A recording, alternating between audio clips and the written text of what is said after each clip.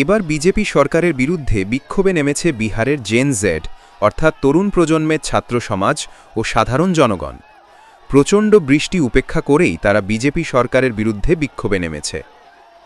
পাটনাসহ বিভিন্ন স্থানে ছাত্রছাত্রী ও তরুণরা হাতে প্ল্যাকার্ড ও পতাকা নিয়ে বিক্ষোভ মিছিল করেন। তারা সরকারের বিভিন্ন নীতি ও সিদ্ধান্তের বিরুদ্ধে স্লোগান দিয়ে প্রতিবাদ জানান। পুলিশ নিরাপত্তা জোরদার করে মিছিল নিয়ন্ত্রণে আনে এবং কিছু স্থানে ব্যারিকেড বসানো হয়। বৃষ্টির মধ্যেও তরুণদের এই অংশগ্রহণ সামাজিক মাধ্যমে আলোচনার জন্ম দিয়েছে। অনেকেই বলছেন এটি সরকারের প্রতি যুব সমাজের ক্ষোভের প্রকাশ।